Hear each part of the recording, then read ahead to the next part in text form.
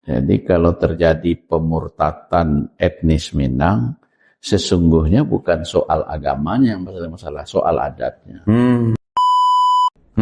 Pada satu sisi taat beragama, paham jo agama, tahu jo agama, berkeyakinan ada malaikat mencatat kiri kanan, berkeyakinan ada azab akhirat, tapi pada sisi lain sangat longgar, permisif dengan agama. Apa problemnya? Dalam kajian ilmu agama, 3 problemnya. Ketika orang keluar dari Islam, dibuang sepanjang adat. Kalau inya datuk, dicabut gala datuknya. Kalau inya berpusaka tinggi, tidak mendapat hak kepusakaannya. Pada satu sisi haji, umrah berkali-kali. Tapi pada sisi lain, embat uang negara berkali-kali loh. Jadi justru kalau istilah di lapaunya, ikan kok busuknya kini di kapal lo. Yang bermasalah itu bukan di masyarakat sesungguhnya, tapi di kepala masyarakat. Pimpinan masyarakat, baik formal maupun non formal.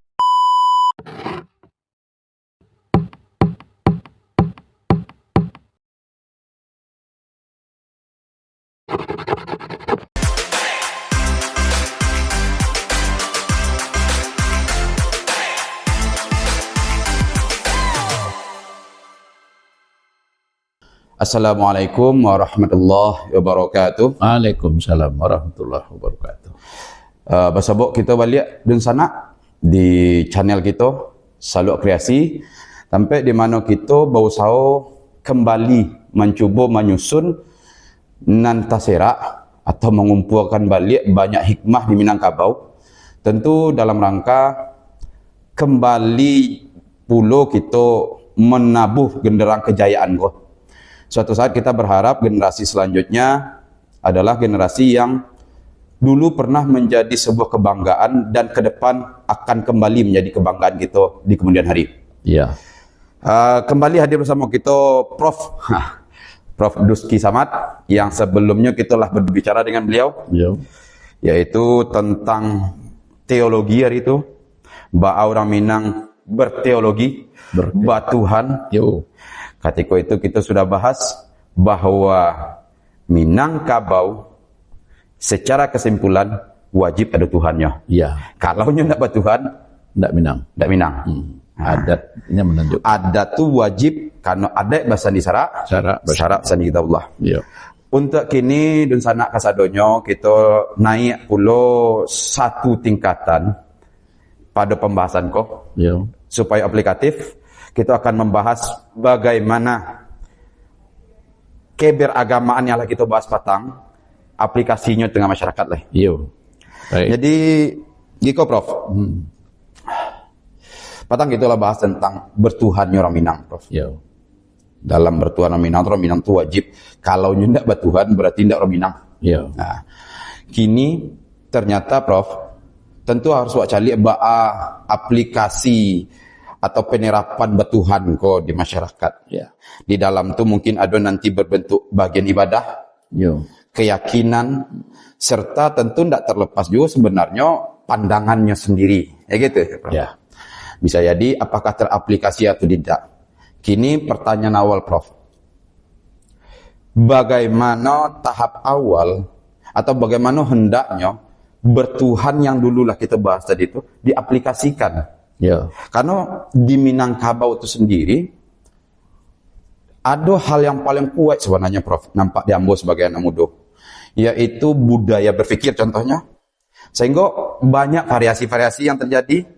Namun apakah itu benar atau salah atau caranya menurut Prof? Silakan Prof. Baik, makasih Aris. Assalamualaikum warahmatullahi wabarakatuh.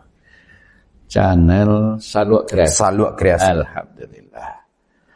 Kita mendiskusikan hal yang sangat tidak sederhana. Sebenarnya rumit, tapi meskipun rumit mudah. Iya betul. Bahwa bagi orang Minang beragama, bertuhan itu harga mati. Bukan saja karena soal agama itu sendiri, tapi lebih pada soal adat. Jadi kalau terjadi pemurtatan etnis Minang, Sesungguhnya bukan soal agamanya yang masalah, soal adatnya. Kalau dalam Islam orang pindah agama, orang masuk agama, itu pilihannya. La ikraha fiddin. Tapi bagi adat Minangkabau jelas. Ketika orang keluar dari Islam dibuang sepanjang adat. Kalau inya datuk dicabut gala datuknya. Kalau inya berpusaka tinggi tidak mendapat hak kepusakaannya dan seterusnya rentetannya banyak ke belakang. Jadi maka dikatakan problema keagamaan, masalah-masalah yang terkait dengan keagamaan, keyakinan bagi orang Minang itu sangat substansial. Dan dipastikan dengan filosofi adat Pesadi Sarak, dan kini filosofi itulah dibakukan oleh negara lewat Undang-Undang Nomor 17 Tahun 22 yang mengatakan karakteristik Minang itu adat Pesadi Sarak dan adat Selingkah Nagari. Nah, pertanyaan lanjutannya, seperti apa ini dalam masyarakat? Dalam realitas kenyataannya di masyarakat, sejak awal, kalau kita ambil start itu abad ke-3 balik, sejak adanya kerajaan Minang, atau kalau kita ambil start abad ke-6 balik yang agak lebih mudah, yang lebih tampak, abad 7 balik maksudnya, ketika Syekh Burhanuddin mengembangkan Islam di Ulakan, kemudian melahirkan diktum syarak mendaki adat menurut, nanti lahir namanya Perjanjian Bukit Marapalam, kemudian itu dibakukan lewat sebuah perjanjian di Bukit Pato, dan akhirnya nanti menimbulkan gerakan Paderi, yang ujung itu semua memastikan bahwa adat dan Islam itu berkelindan. Nah, kelindannya itu di mana? Kan bisa dilihat. Pertama dilihat lewat institusi surau. Surau sebagai tempat ibadah, sekali juga tempat di mana proses adat pembelajaran adat istiadat berjalan. Surau juga menjadi learning society, tempat belajar masyarakat, dan banyak fungsi lain. Kemudian juga itu nampak pada bagaimana agama itu diamalkan oleh masyarakat. Nah, yang paling dominan itu Ahlus Sunnah wal Jamaah, yang diajarkan di surau, fikihnya mazhab Syafi'i, tasawufnya Al-Ghazali, akidahnya Ahlus Sunnah wal Jamaah, dan dalam bidang tasawuf bertarekat, ada Naqsabandi, ada Satari, ada Saman. Nah, wujudnya itu nampak sekali. Sehingga kelompok-kelompok masyarakat yang mengamalkan agamanya itu di surau, di rumah suluk, di rumah di zawiyah, itu luar biasa hebatnya. Coba kita bikin asumsi, misalnya saja Madrasah Tarbiyah Islamiyah tahun 34 itu lebih 300 di Sumatera Barat. Sumatera Barat, Riau, Jambi itu tahun 34 loh. Iya, betul. Berapa itu? Sudah 1 abad yang lalu. Kalau kita sini hampir 1 abad. Begitu juga nanti Tawalib itu bukan 1-2 dulu, sudah puluhan. Kemudian madrasah, apalagi kalau di Muhammadiyah, terakhir Muhammadiyah baru datang. Muhammadiyah itu kan baru setelah gelombang sesudah kaum tua, di sezaman kaum tua kemudian, tapi di bagian akhir Buya Hamka lah, yang menjadi awalnya. Nah, maksud saya ingin menyatakan bahwa bentuk nyata realita dari teologinya orang Islam itu, agama mendominasi kehidupan masyarakat lewat pintu surau, lewat madrasah, lewat aktivitas keagamaan, lewat masjid yang jumlahnya luar biasa. Terakhir ini kalau saya tidak salah mendekati angka 15-16 ribuan kita. Masjid Barat dan surau, semua rumah ibadah muslim lah. Dan menarik lagi pasca reformasi ini, tidak 1-2 masjid yang didirikan oleh orang-orang pribadi. Artinya sudah menjadi identiti. Masjid sudah menjadi identiti orang. Tidak hanya komunitas, tapi sudah menjadi identiti orang-orang sukses. Orang dianggap sukses kalau bikin saja. Jadi artinya apa? Begitu Islam menampakkan diri, begitu agama, iman itu menampakkan. tampak dalam pendirian masjid, apalagi dari jumlah orang yang umroh. Ya, jumlahnya Itu mati hitung, lebih dari 20 travel di Sumbar ini. Lebih dari 20 atau 30. Pokoknya ramai lah. Iya. Padahal kota kecil, Sumatera Barat kecil, ribuan orang yang tiap hari, tiap minggu pergi umrah. Nah, lihat juga Jumat. Nah, jadi dari segi aktivitas keagamaan yang tampak, kita masih mengembirakan. Walaupun dalam hal-hal yang berkaitan dengan perilaku, hal-hal yang berkaitan dengan idealisasinya Islam itu, kita tidak menutup mata juga. Nah, terjadi degradasi, penurunan yang luar biasa. Jadi justru kalau istilah di lapaunya, ikan kok busuknya gini di kapalo. Yang bermasalah itu bukan di masyarakat sesungguhnya, tapi di kepala masyarakat. Pimpinan masyarakat, baik formal maupun non formal. Baik pejabat negara, pejabat pemerintah, pejabat perusahaan, dan juga pejabat-pejabat adat itu sendiri. Inilah masalah besar di Sumatera Barat hari ini. Tapi tunggu dulu Prof, sebelum masuk ke situ ya kan? Ya. Tadi Prof mengatakan bahwa perilakunya orang Minang itu takkan pernah terlepas dari menampakkan, bahkan hari ini, hari kok gambaran agama sudah menjadi identitas real mereka malahan. Bukan hanya sekedar ambo beragama Islam, udah sampai situ saja. Bahkan hari kok pado fisik, pado ikut dijadikan kayak kadang-kadang orang kayo itu kalau nyumbik saja baru kayo salah satunya gitu. Gaya hidup. Iya, gaya hidup jadinya. Gaya hidup. Namun gitu Prof, itu kan sebenarnya sebuah perdebatan yang tumbuh gitu kan. Pada satu sisi mereka sudah pada titik itu. Namun Prof, tidak bisa juga kita pungkiri di sebagian masyarakat budaya klinik lah kalau bahasa Indonesia, atau kalau Jawa masih percaya dengan sesuatu hal yang kemudian bersifat mistik. Perdukunan. Perdukunan. Itu kan ada dua mata uang atau sisi yang berbeda. Satu sudah menjadi identitas, satu masih berdiri di situ. Namun dengan fenomena itu kadang satu lagi Prof, kecenderungan orang-orang yang berbicara di klinik tadi itulah orang-orang yang masih mengakui dan lebih mengatakan dirinya lebih mengerti adat. Itu kan. Apa pandangan Prof tentang itu dua sisi dalam anunya Prof? Kalau buku presiden kita kontra apa istilahnya? Islam Paradok. Di Prabowo itu ada dua bukunya. Satu Indonesia Paradok. Satu lagi judulnya itu Pertentangan apa bukunya.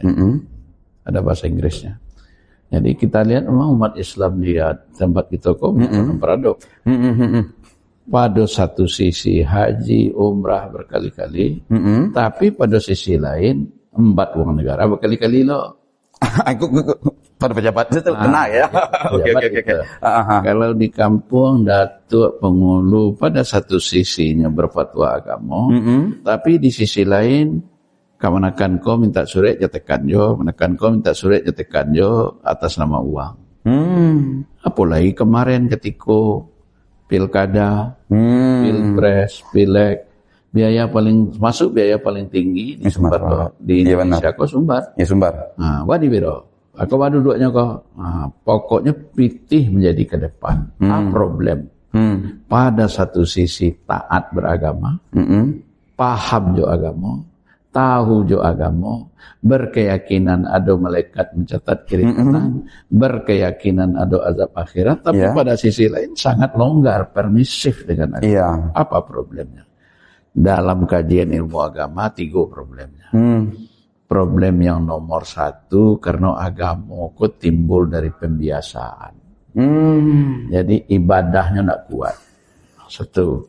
Mau ibadah yang lemah, orang akan jadi mudah melakukan. Tidak dijaga dia dengan ibadahnya. Yang kedua, yang tidak bisa dipisahkan, agama mereka pengetahuannya sebatas kulit. Tidak masuk ke substansi agama. Beragama secara formal namanya. Formalnya agama, rukun Islam tahu, rukun iman tahu, tapi esensi hakikat beragama Jadi tiap-tiap itu tidak dipahami. Tidak dipahami, tidak diinternalisasi, tidak sempat masuk ke dalam. Bahwa picayo malaikat tahu. Jadi kau beririsan antara keyakinan yang lemah, pemahaman yang lemah, internalisasi yang tidak ada dengan kebiasaan.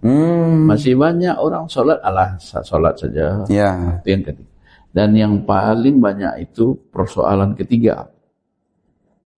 Ketika agama dampak negatif ketika agama sebagai kultur. Itu dampaknya. Agama sebagai budaya atau itu kultur. Saja yang nampak. Karena orang Minang, kalau tidak bagamonyo tersisih di masyarakat, tidak dipelajari, tidak dipahami, dan nyolah merasa kultur yang lakukan itulah agama. Nyolah pai sholat Idul Fitri, hadir di peringatan Maulid, katanya itu sudah beragama. Padahal itu simbol keagamaan. Hakikat beragama itu kan ingkiyat. Takwa itu ingkiyadun atau imtisalun anil awamir wajatanim anil nawahi. Kepatuhan, kesetiaan, ketotalitasan, patuh pada perintah Allah, patuh pada perintah Nabi.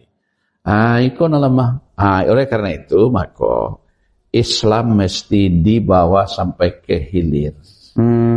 Kalau bahasa ekonomi ini hulunya Islam, hilirnya belum, karena di tengah ini yang terputus. Jadi dari hulu ke hilir, beragama, beradat secara Islam, mestinya ada turunannya, ibadahnya juga, sosialnya, kemudian juga. Sosialnya juga. Boleh kalapau tapi dibawa katu solat dulu. Boleh pula pergi ke pasar tapi mengalih elok-elok dan curang. Disuruh mengalih. Itu kan nilai. Jadi nilai kau ndak mengikat diri. Jadi internalisasi nilai agamanya. Jadi Muslim yang mayoritas itu lazimnya seperti itu. Pada tingkat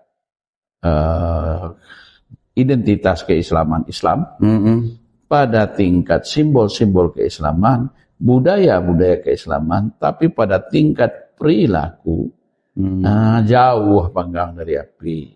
Mengapa? Persoalan pengetahuan, persoalan pembiasaan, persoalan kendali lingkungan. Coba sehebat apapun kita lingkungan pengaruhi.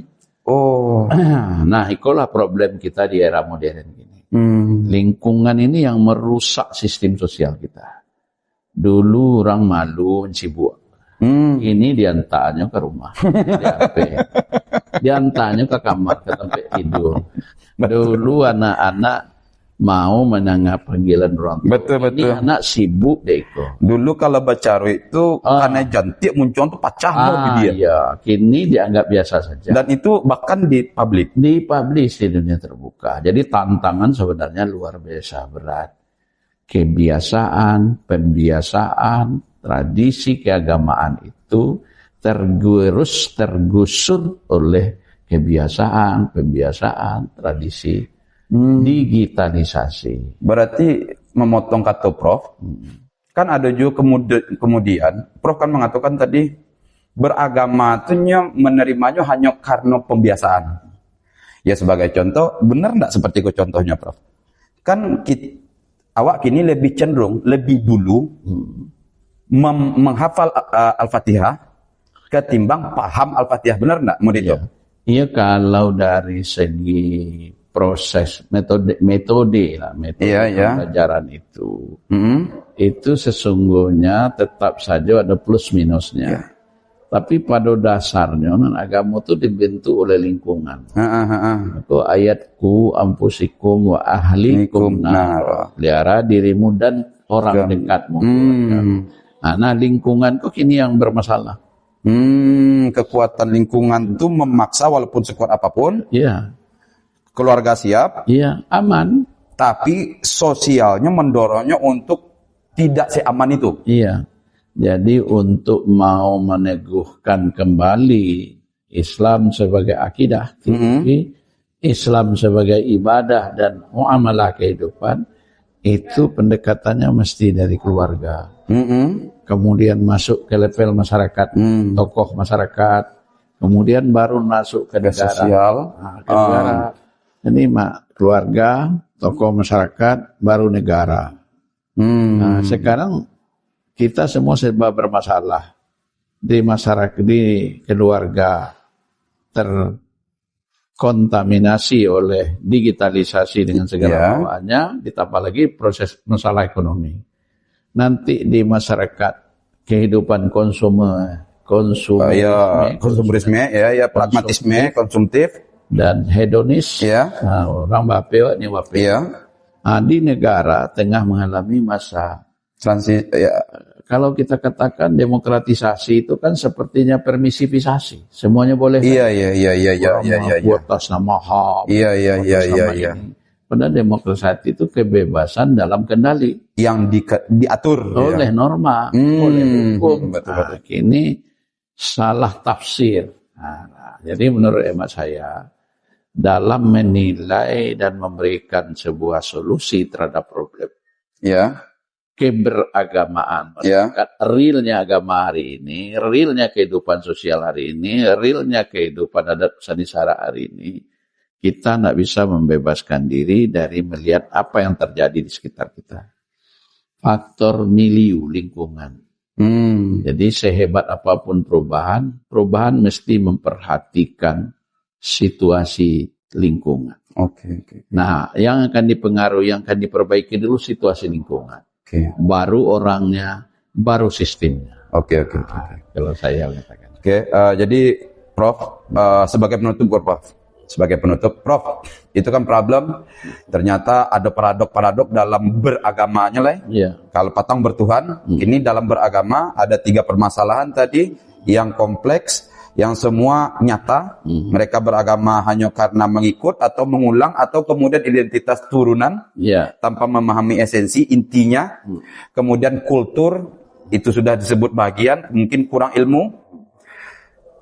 Kalimat terakhir supaya dunsana kita pun bisa tahu way out-nya, jalan keluarnya. Karena kehidupan itu pangkal tolaknya dari budaya. Teori sejarah Ibnu Khaldun mengatakan al-sobiyah itu kehidupan komunitas. Jadi mengembalikan masyarakat Minangkabau, masyarakat yang beradat, sebagaimana pernah jaya. Langkah-langkah nomor 1-nya itu kembali ke keluarga. Perkuat keluarga. Basis nomor awal. Setelah itu hidupkan kembali kehidupan bersosial. Kaba bayi baimbawan, kaba buruk baimbawan, duduk surang sampai duduk bersama lapang, musyawarah namun sasaki, sanang, sanino, semulia. Tradisi kebiasaan hidup yang sudah bagus itu dirawat dan dikembangkan, walaupun mungkin metodenya beda. Kalau kini akan main apa, pokok lah bisa di WA, tapi tetap diundang. Coba lihat, itu yang kedua, pembiasaan terhadap sistem nilai yang sudah bagus. Yang ketiga, itulah pentingnya negara hadir. Sebab bagi negara, masyarakat yang kacau beliau itu membuat negara defisit. Masyarakat yang tentram itu membuat negara bisa menjadi lebih profit bagi negara. Oleh karena itu, maka regulasi negara, dan itu sudah dibuka ruang oleh negara. Di negari ada perna negari. Di kabupaten kota ada perda. Di provinsi ada perda. Bahkan undang-undang sendirilah berikan ruang. Sayang, ini belum lagi tergarap. Maksimalkan Padahal 2022, sekarang sudah 2002 lama. 25, sudah 3 tahun Undang-Undang Sumatera Barat lahir. Belum satu pun perda yang menjamin, yang akan memberikan penjelasan tentang adat pasal disara, pasal 5 itu, tentang adat selingkah negari. Padahal ada perda provinsi mestinya, ada perda kabupaten kota, ada perda negari, perna negari. Ini pekerjaan yang sesungguhnya sangat besar manfaatnya di dalam mengembalikan jati diri orang Minang sebagai orang beragama, yang sekaligus agama itu menjadi atas dirinya. Adat syarat-syarat dari kitabullah bukan sebatas filosofi, tapi menjadi identitas. Bahkan naik kelas kalau bisa menjadi gaya hidup. Itu tingginya, Pak.